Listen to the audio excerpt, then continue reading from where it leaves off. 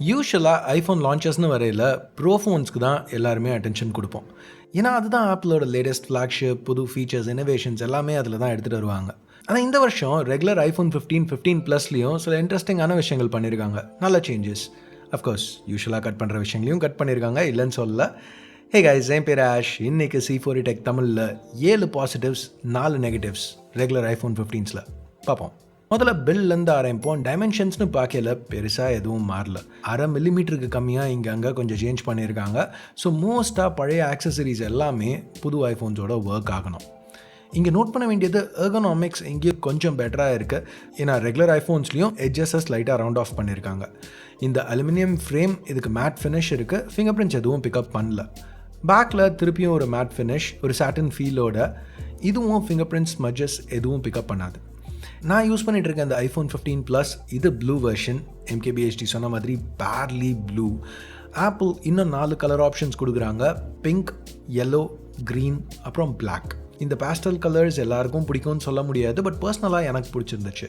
Plus Type-C போர்ட்டும் colour match பண்ணியிருக்காங்க, அதுவும் ஒரு நல்ல விஷயமா பட்டுச்சு. ஸோ Type-C போர்ட் பற்றி பேசல, அதுதான் நம்மளோட அடுத்த பாசிட்டிவ், USB Type-C. இதனால் ஏற்கனவே அவைலபிளாக இருக்கிற பல ஆக்சசரிஸை இப்போ ஐஃபோன்ஸோடு நம்மளால் யூஸ் பண்ண முடியும், MFI டேக்ஸ் பே பண்ணாமல். இப்போது USB 3 ப்ரோ மாடல்ஸ்க்கு மட்டும்தான் கொடுக்குறாங்க, இல்லைன்னு சொல்ல. பட் ரெகுலர் ஐஃபோன்ஸில் உள்ள Type-C போர்ட்லேயும் display port, video out support இருக்குது. இப்போ லிவிங் ரூமில் ஒரு PS5 வச்சுருக்கீங்கன்னா இன்னொரு ரூமில் இருக்கிற டிவியில் ஐஃபோனை கனெக்ட் பண்ணி அந்த PS5 கேம்ஸை ஸ்ட்ரீம் பண்ண முடியும். எஸ், இது ஆண்ட்ராய்டில் பல வருஷமாக நம்மளால் பண்ண முடிஞ்ச ஒரு விஷயந்தான். பட் ஃபைனலாக ஐஃபோன்லேயும் பண்ண முடியும். இதுக்கு காரணம் EU. ஸோ அவங்களுக்கு ஒரு பெரிய தேங்க்யூ. அடுத்த பாசிட்டிவ், டிஸ்பிளே. இப்போ ஸ்பெக்ஷீட்டை பார்த்தீங்கன்னா ஐஃபோன் 14 சீரீஸ்க்கு ரொம்ப சிமிலராக இருக்கும், சைஸ், ரெசல்யூஷன் எல்லாம். பட் ஒரு விஷயம் இன்க்ரீஸ் பண்ணியிருக்காங்க, பிரைட்னஸ். ரெகுலர் ஐஃபோன் 15ஸால் இப்போ 2000 nits வரைக்கும் பிரைட்னஸ் அவுட்புட் பண்ண முடியும். போன ஜென்ரேஷன் 1200 வரைக்கும் தான் போகும். ஸோ இது நம்ம அவுட்டோர் யூஸ் பண்ணல நோட்டீஸ் பண்ண முடிஞ்ச ஒரு விஷயம் தான். இப்போ டிஸ்பிளே பாசிட்டிவ்னு சொன்னால், பட் நெகட்டிவ் லிஸ்ட்லேயும் டிஸ்பிளே வருது. அதுக்கு காரணம் ரெஃப்ரெஷ் ரேட் இன்னும் 60 Hz தான். ஆப்பிள் இங்கே ஒரு 120 Hz இல்லை அட்லீஸ்ட் 90 Hz பேனலாவது யூஸ் பண்ணியிருக்கணும். அவங்க விற்கிற ரேட்டுக்கு 60 Hz பேனலுங்கிறது எனக்கு ஒரு பெரிய நெகட்டிவாக தான் தெரியுது. சரி, திருப்பி பாசிட்டிவ்ஸ்க்கு வருவோம். பெர்ஃபார்மன்ஸ். 15 ப்ளஸ் ரெண்டுத்துலேயுமே போன வருஷம் உள்ள flagship chip A16 bionic use பண்ணுறாங்க. ஸோ A17 ப்ரோவோட ஒரு ஸ்டெப் லோவர், பட் ஸ்டில் ரொம்ப சாலிடான சிப், ஃப்ளாக்ஷிப் கிரேட் சிப்புன்னு சொல்லலாம். யூசர் எக்ஸ்பீரியன்ஸ் எப்பவும் மாதிரி இந்த ஃபோன்ஸ்லேயும் ஒரு மேஜர் செல்லிங் பாயிண்ட்டாக இருக்கும். இப்போ போன வருஷம் வரைக்கும் ரெகுலர் ஐஃபோன் மாடல்ஸில் ப்ரோவில் கிடைக்கிற அதே சிப் தான் யூஸ் பண்ணாங்க. பட் போன வருஷத்துலேருந்து ரெகுலர் ஐஃபோன்ஸில் அதுக்கு முந்தின வருஷம் வந்த ஃப்ளாக்ஷிப் சிப்பையும் ப்ரோஸில் புது சிப்பையும் யூஸ் பண்ண ஆரம்பிச்சிருக்காங்க. ஸோ இதனால் ரெகுலர் ஐஃபோன்ஸ்க்கு ப்ரோ சீரீஸோட ஒரு வருஷம் கம்மியான அப்டேட்ஸ் கிடைக்க சான்ஸ் இருக்குது. அப்படி பார்க்கல 15க்கு பதில் 14 ப்ரோ வாங்கலாமா அப்படிங்கிற கேள்வி சில பேருக்கு வரலாம். இங்கே நோட் பண்ண வேண்டிய இன்னொரு விஷயம் என்னென்னா, A16 பயோனிக் பவர்ஃபுல்லான சிப் தான். பட் இப்போ அந்த கன்சோல் கேம்ஸ் போர்ட் ஓவர் பண்ணுறாங்க அப்படிங்கிற நியூஸ் பார்த்தோம்ல, அது A17 ப்ரோக்கு மட்டும்தான். So resident evil village, resident evil 4 remake, இந்த மாதிரி கேம்ஸ்லாம் ரெகுலர் ஐஃபோன் 15 ப்ளஸில் விளையாட முடியாது. சரி, திருப்பி பாசிட்டிவ்ஸ்க்கு வருவோமே. கேமராஸ். ப்ரைமரி கேமரா இப்போ ஒரு 48 மெகாபிக்சல் சென்சருக்கு அப்கிரேட் பண்ணியிருக்காங்க. ப்ரோவில் உள்ள அதே சென்சர் கிடையாது, பட் ஆனாலும் போன ஜென்ரேஷனோட கம்பேர் பண்ணல ஒரு பெரிய அப்கிரேட் தான். அதுக்கு காரணம் இப்போ ஐஃபோன் 15 இமேஜஸை 24 மெகாபிக்சல்ஸ்க்கு டவுன் சாம்பிள் பண்ணுது. ஸோ பழைய ப்ரோ மாடல்ஸோட கம்பேர் பண்ணல கூட இது டபுள் ரெசல்யூஷன். வெறும் நம்பர்ஸ் கிடையாது, சைட் பை சைட் கம்பேர் பண்ணல அந்த டீட்டெயில் வித்தியாசம் நோட்டீஸ் பண்ண முடிஞ்சது. பழைய 14 ப்ரோவோட ரெகுலர் ஐஃபோன் 15ஸில் டீட்டெயில் பெட்டராக இருந்தது. லோ லைட்டில் கூட நல்லாவே பெர்ஃபார்ம் பண்ணுச்சு. Of course telephoto camera regular iPhone 15ல் கிடைக்காது.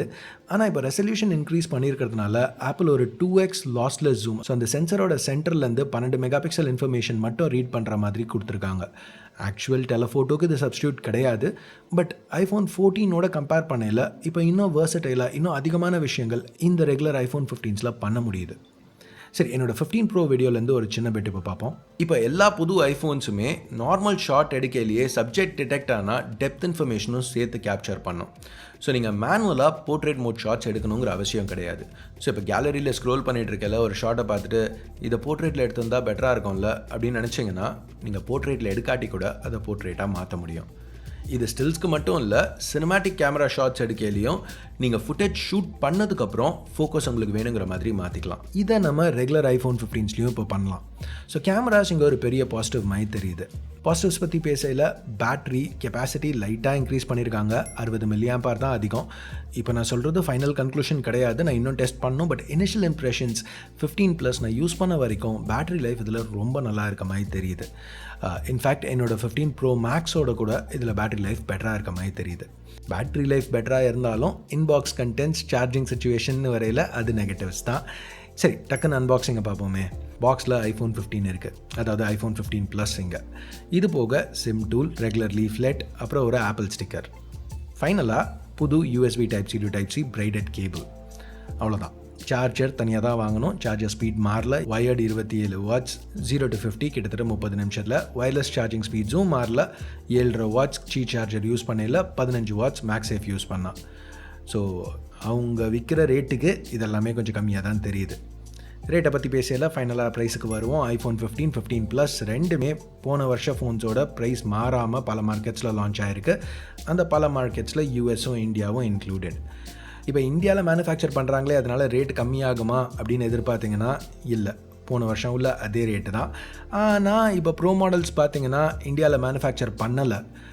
இந்தியாவில் 10,000 ரூபா விலை ஏறி இருக்குது போன ஜென்ரேஷனோட கம்பேர் பண்ணல. ஸோ மேபி லோக்கல் மேனுஃபேக்சரிங் இருக்கிறதுனால தான் இன்னும் ஐஃபோன் 15 80,000க்கும் 15+ 90,000க்கும் லான்ச் ஆகுது அப்படின்னும் எடுத்துக்கலாம்.